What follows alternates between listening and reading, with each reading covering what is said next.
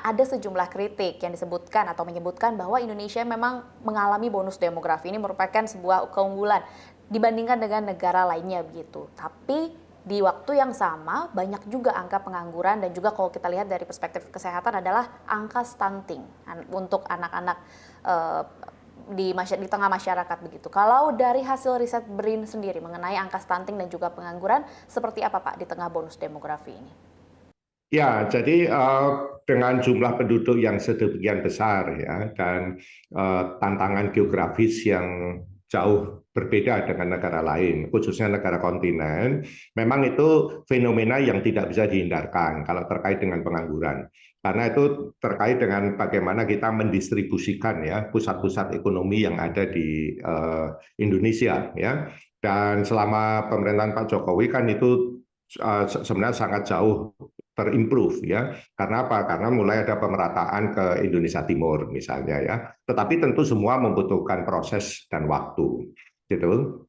Nah, tapi satu sisi kalau terkait pengangguran yang perlu saya tekankan adalah justru penambahan nilai ya kan tambah ya kan peningkatan nilai tambah dari produk dan sebagainya, peningkatan kualitas ya kualitas talenta yang kita miliki, itulah sebenarnya kita harapkan tidak hanya untuk meningkatkan nilai tambah dari produk kita tapi juga untuk menciptakan produk-produk baru yang otomatis itu akan menciptakan kesempatan kerja yang baru ya. Katakanlah kita bagaimana kita bisa membina banyak startup, banyak industri UMKM kecil ya, tetapi dengan nilai tambah yang lebih tinggi misalnya ya, itu akan menciptakan peluang-peluang baru ya. Dia bisa menyerap tenaga kerja di satu sisi atau bahkan dia bisa menciptakan memang peluang baru. Jadi orang memang bisa bekerja untuk tidak bekerja menjadi karyawan orang lain, tetapi memang memiliki kesempatan untuk mengembangkan produk sendiri ya, menjadi wirausahawan misalnya ya, berwira swasta dan seterusnya, menjadi pelaku bisnis itu sendiri.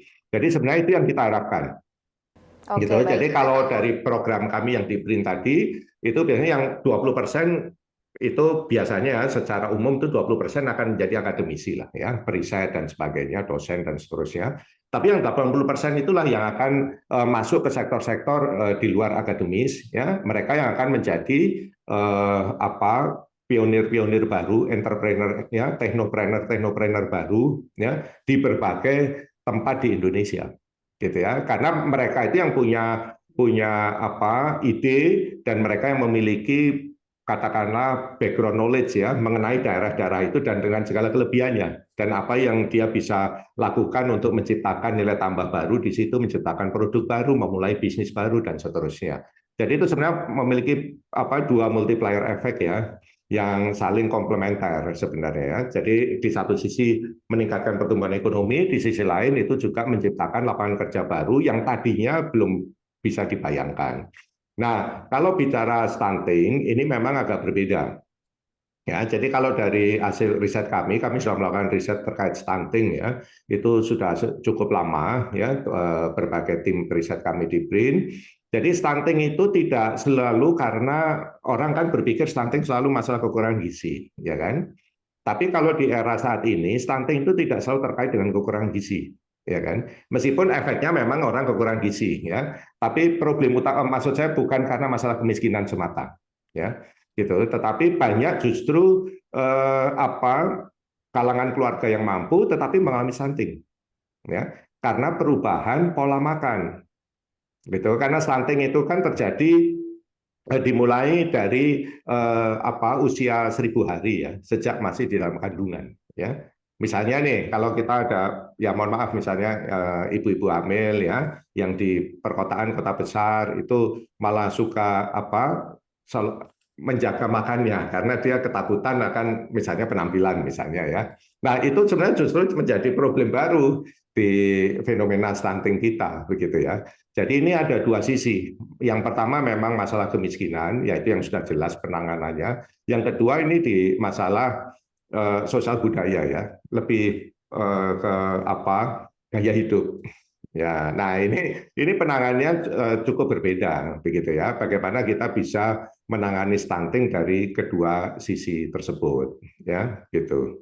Jadi tidak sekedar dengan meningkatkan membantu bantuan makanan kemudian stunting selesai, tidak begitu, karena di kota besar pun stunting terjadi meskipun sebenarnya mereka tidak kurang makan gitu ya, tetapi hanya masalah gaya hidup, pola makan dan seterusnya ya yang membuat stunting itu bisa terjadi bahkan di kalangan keluarga mampu misalnya.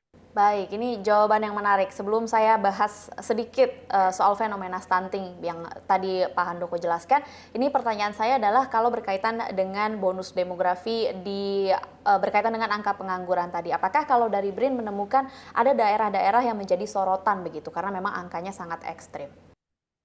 Ya, kalau memang ada istilahnya region-region tertentu ya, wilayah-wilayah tertentu di Indonesia yang konsentrasi angka penganggurannya itu cukup tinggi, begitu ya.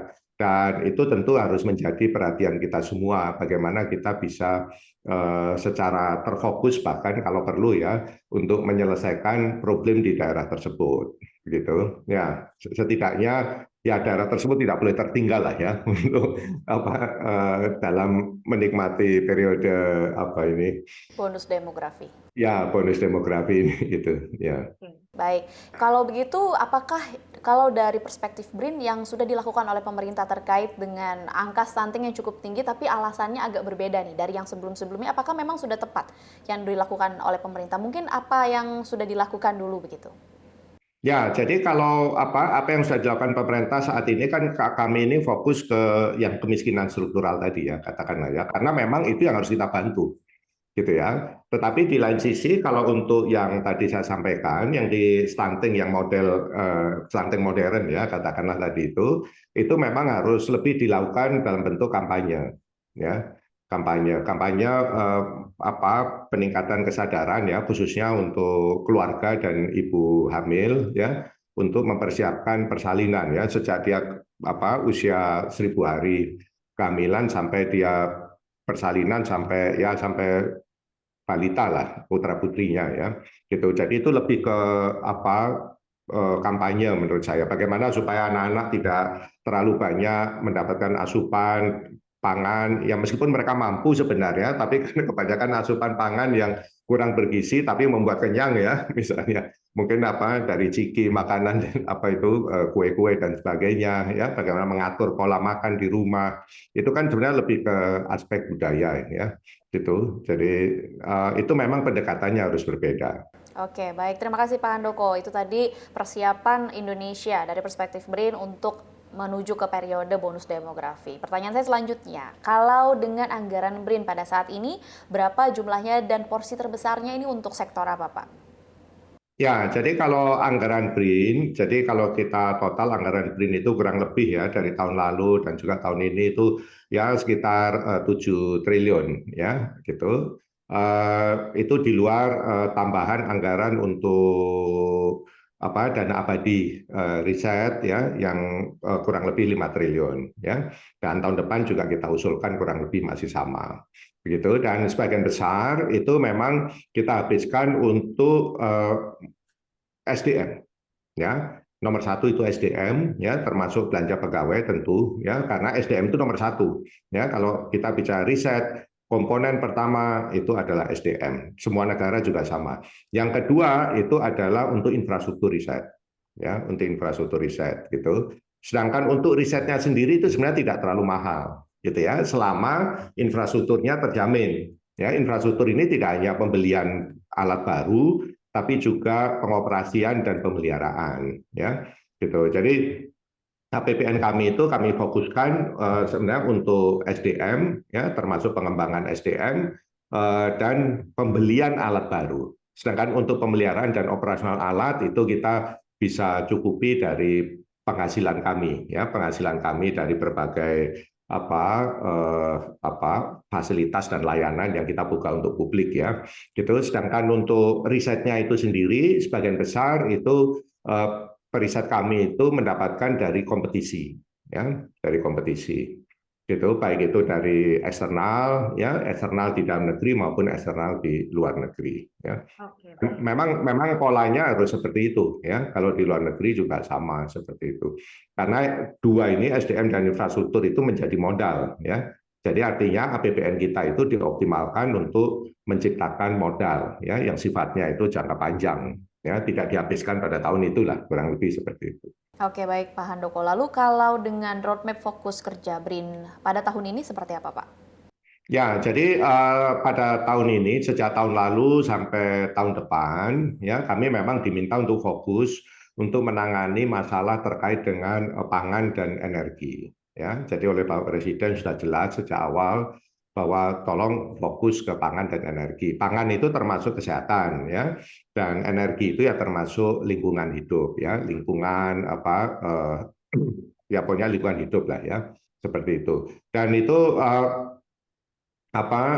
selama ini ya cukup mencukupi lah ya gitu kalau bicara pelaksanaan program ya gitu, tetapi tentu ke depan itu akan kita harapkan akan terus bertambah sesuai dengan peningkatan densitas dan juga kualitas dari riset teman-teman kita ya, karena tahun depan itu kita akan mulai masuk ke katakanlah teknologi akselerator misalnya untuk khususnya untuk aplikasi medis ya dan aplikasi industri misalnya.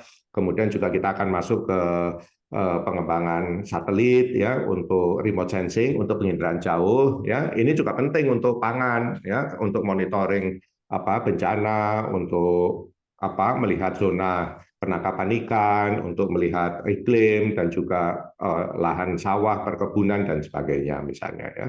Gitu. Nah, pada saat itu kebutuhan itu akan naik cukup drastis ya.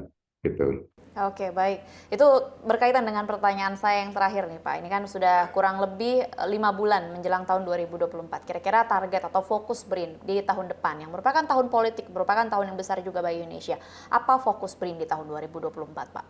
Ya, jadi kalau fokus kami seperti tadi saya sampaikan, ya kalau tahun politik kita tidak ada hubungannya dengan politik, ya, gitu. Jadi fokus kami tahun depan ya tetap itu di masalah pangan dan energi ya, termasuk kesehatan dan lingkungan. Karena memang itu problem semua negara di dunia pada saat ini, ya. Gitu. Ini tidak hanya masalah kecukupan, tidak hanya masalah keamanan, ya, food security atau energy security dan sebagainya, tapi juga masalah kedaulatan, ya. Gitu. Ya, kedaulatan kita dalam jangka panjang, apalagi Indonesia itu negara dengan populasi yang sedemikian besar, ya. Jadi kita tidak boleh membuat diri kita terlalu tergantung, ya, khususnya untuk 4 aspek tadi, ya kan, pangan, kesehatan, energi, lingkungan, ya itu tidak bisa, ya gitu. Jadi negara kita ada negara besar dengan luas wilayah dan populasi yang sudah juga sedemikian besar, ya. Jadi kita harus berupaya bekerja keras untuk membuat diri kita itu mandiri setidaknya untuk kebutuhan basic yang seperti itu ya.